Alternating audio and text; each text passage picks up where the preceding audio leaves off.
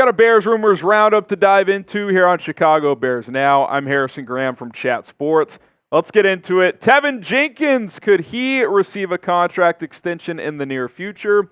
Two Smoking Jays. I think it's possible. I definitely think the Bears could go this route if they decided to do so. This one stemming from Chris Emma of 670 The Score. He was talking about this the other day. He said that the Bears believe in Jenkins' future, which I think is pretty significant. He is entering the final year of his rookie deal, so he's extension eligible. Obviously, they don't have to pay him right now. They could play this year out, which is certainly a possibility, especially when you consider Tevin's injury history. Here's more from Emma as he says, Jenkins is heading into the final year of his rookie contract in 2024 and is eligible for an extension this offseason. A potentially complex assessment looms for the Bears, who must measure his performance against the injury issues. And that last part of it is significant, right? I mean, you look at his injury history. He had back issues going back to college at Oklahoma State. Missed 11 games his rookie year due to a back surgery he had to have. Missed 4 last year with a neck issue. Missed 5 this year, 4 of them with the calf. Also missed a game with a concussion. But even the last 2 years, he's been more healthy, but you're still talking about 9 games missed over 2 seasons. That's, not super ideal, for being completely honest. Now, when he's out there, he's a very good player. I mean, PFF grades him highly. I would stand to agree with that, just using my eyes and watching him play, the violence he plays with, especially in the run game. He's improved as a pass blocker as well, doesn't give up that many sacks, isn't highly penalized. He's a very, very good player when healthy. Now, is he a superstar? Is he an all-pro? I wouldn't say that, but I'd put him in the fringe Pro Bowl category, like legit Pro Bowl, not this 7th alternate BS that you see nowadays. I think if he played 15 out of 17 games this year instead of 12, he might have been voted to the Pro Bowl. I thought he played well enough to get that nod. Obviously, he only played in 12, so he didn't get the votes. But he's a good player, man. Like I would put him firmly in like a Tier 2 NFL player. Like if Tier 1 is like these superstars of the league, he's in that next tier. He's a good quality starter in the National Football League. Now, here's what I would consider when discussing a potential extension. Can you get him to a team-friendly deal that potentially pays out a lot, but has some playing time incentives in there? Because this is a guy that's missed a lot of time, man.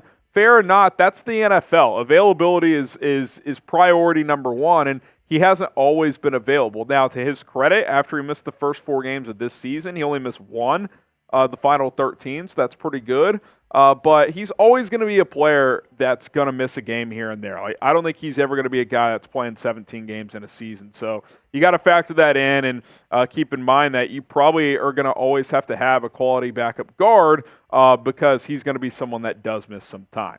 Should the Bears sign Teven Jenkins to an extension? What do you guys think? Let me know. Type S for sign or W for wait. Because, again, you don't have to do it right now. You can play 2024 out. Now, the risk there is, what if he does come out and have a 17-game healthy all-pro caliber season? Well, then you have to pay him top dollar. So if you can get a somewhat team-friendly deal done now, I think I would sign him. What say you? Let us know in the comments section below. Keep our rumors roundup going here. Are the Bears set to draft a quarterback with the number 1 pick? I think that's up to 3 Smoking Jays. I think it's pretty likely. I don't think it's concrete. I don't think it's set in stone.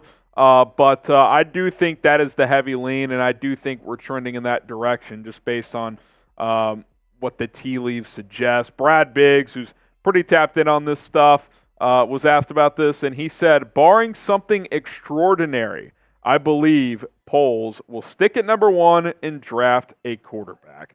We'll talk about who that player could be, if that's Caleb Williams, give overall thoughts on this in just a second. But first, do want to tell you guys about our sponsor. That is Prize Picks. Listen, we'll make some money during Super Bowl Sunday. Maybe you're not that interested in the Chiefs or the 49ers. Well, make the game more entertaining for yourself. Put your money where your mouth is with Prize Picks. Daily fantasy made easy. 2 to 6 player entries. The more players you get in an entry, the more money you can make. Up to 25 times your money on a 6-player entry. PrizePicks.com/CLNS. Use code CLNS. What if I told you $10 could turn into $250? If $100 could turn into $2,500? With Prize Picks, it can. This one turns $10 into $100 if I hit on all 4. You get one of them for free. Patrick Mahomes is going to throw for at least 1 passing yard unless he gets hurt running out of the tunnel. Guess what? If that happens, you got the injury insurance as well with Prize Picks. Isaiah Pacheco, I think he finds the end zone. You've got Deebo Samuel. I got the less on his receiving yards because the Chiefs defend receivers well, but they do give up receiving yards to running backs, which is why I like the more on Christian McCaffrey's number. PrizePicks.com/CLNS. Use the code CLNS to get a deposit match up to $100 today. Check out Prize Picks. Link is in the comments and in the description right now.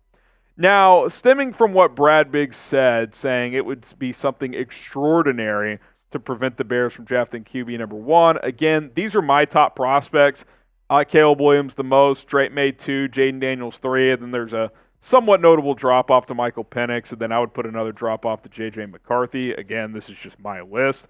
The top 3 seem to have separated themselves, so you would imagine these are the 3 that are being most discussed if the Bears do draft a quarterback, but even with Drake May and Jaden Daniels, you don't hear their names get floated out at all. It feels like Caleb Williams or Justin Fields. That's really what it feels like. Now, if you're asking me, Harrison, what do you think is going to happen? I think at this exact point in time where things stand is that the Bears are leaning toward drafting a quarterback. I believe Ryan Poles when he says we have to get to know the person, that they got to check off on all that. Well, you're not going to have a good feeling about Caleb Williams, the person, Drake May, the person, etc., until probably after the NFL Combine. So I don't expect a trade of Justin Fields to happen before then, if that ever does happen.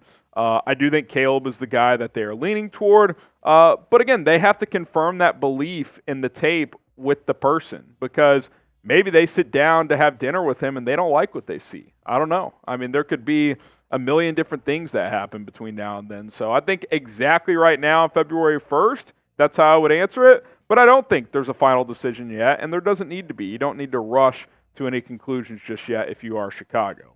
Pick a quarterback. If you want Caleb Williams, type CW. If you want Justin Fields, type JF. And again, got to keep reminding people, we don't have to be vitriol about this stuff. We can respect each other's opinions. CW for Caleb, JF for Justin Fields. For those asking why I haven't made my concrete final decision, I will say this. I am leaning Caleb Williams, but I just found out recently I'm getting to go to the NFL Combine. So I want to see him in person before I make a final decision on which way I would go. Subscribe to the channel. We got 2+ Bears videos every single day, at least 2 per day. Sometimes you get a third, especially if there's breaking news. And with YouTube Shorts, sometimes it's like 4 videos a day. We're putting out a short almost every single day as well. So hit that subscribe button. Turn on those notifications. We got you covered with Bears news, rumors, and a whole lot more on this channel. So subscribe right now. All right. Speaking of the quarterback position, should the Bears sign a veteran backup? I'll go 2 Smoking Jays. People are talking. I definitely think there's a lot of appeal to doing this. Will it happen? I'm not sure. I think if they draft a rookie, it makes a lot of sense. If you keep Justin, you probably don't need to. Tyson can just be your backup. If you want to bring back Nate Peterman, fine. But that's how I would approach that. The Bears blog threw this out there. He said, if the Bears are going to draft a QB at 1 and the league sure thinks they will, you want to surround him with teachers. They have achieved that with Shane Waldron, Kerry Joseph, Thomas Brown. I do agree. I like the staff this Bears team has assembled. Last piece of the puzzle, he says, the veteran backup. Now, you look at the Bears' current QB depth chart. Obviously, this isn't really a Justin Fields conversation, but what's behind Justin and or Caleb Williams? Well, Tyson Bagent is on the roster. I expect him to be on the 53. Whether it's QB2 or QB3, we'll see. Nathan Peterman, I think the only scenario he's back is if you roll with Justin. Otherwise, I think his time is probably come and gone. If the Bears draft a rookie, big if, nothing final, I do think a vet makes sense if the price is right. I'm not in the business of wanting to pay $10 or more million for a backup, but I think you can find a quality veteran for, that $3 to $6 million range. A couple of guys I think could fall into that. Tyrod Taylor. I really like Tyrod Taylor. I think out of this group, he'd be the guy I would pick. He's been through a lot of different experiences. We saw this year if he has to play, he can still play at a quality level, and I don't think he's going to cost a ton. I think you're looking at $5 million a year or something like that. Ryan Tannehill, he'd be a decent option as well. I wonder if he wants to go start somewhere, but we'll see. Jacoby Brissett, he's played a lot of different roles. starter, backup, QB competition. Like, he's been in it all. Joe Flacco, I think his value in Cleveland was great. He showed he can still play also. We'll see if he wants to come back and play another NFL season. Jameis Winston, I'm a little hesitant. Like, I know teammates love him, but is he like the veteran leader guy you want for your rookie quarterback, or is he too much of a jokester? I don't know. But it'd be entertaining. There's no doubt about that. Guys I left off because I think they have good chances to be starters. Obviously, Kirk Cousins is not going to be a backup somewhere. If you sign him, he's your starter. Baker Mayfield, I think, showed enough this year. He'll probably just re-sign with Tampa and start. I think Gardner Minshew should be a starter somewhere. If he's a backup, he's going to be on that high-end backup money. Like, he's going to cost $10 million. So I'd rather get one of these other guys for $5 million, something like that, and roll with that. So, again, I wouldn't spend that top dollar backup money on a Gardner Minshew, but I'd go $5-6 million, especially if it's $5 million or less for a quality backup, a veteran who's been through experiences that can help a rookie quarterback if the Bears go that route. So I do think there's value in that. I think we've seen examples of that over the years, and I would not be opposed to that whatsoever. In fact, I would probably be in favor of it. Should the Bears sign a veteran backup quarterback? Type S for sign or P for pass. If you draft a rookie, I'd say sign one. If not, you could probably just roll with what you got in Tyson Bagent behind Justin Fields. Some quick news here. This one came in this morning. Tom Pelissero reporting the Bears are hiring Jason Houghtaling as their assistant offensive line coach. He was the Titans O-line coach last season. He was also the assistant O-line coach there before that, so he's been around a little while. This is interesting for a couple of reasons. Number one, he coached Nate Davis, current Bears guard, in Tennessee from 21 to 22. Nate Davis obviously had an up-and-down year. Maybe having a familiar face in the building could be helpful. And then Titans center Aaron Brewer is set to hit free agency. I think his skill set kind of fits what the Bears want to do offensively, so I wonder if he becomes a free agent target, so keep that in mind. But another offensive assistant staff position filled as they get their assistant offensive line coach. All right, guys, appreciate everybody for tuning in to today's video. Please subscribe to the channel, support the movement here at Bears Now, trying to get to 100,000 subs as soon as possible. My name is Harrison Graham. We will see you guys next time here on Chicago Bears Now.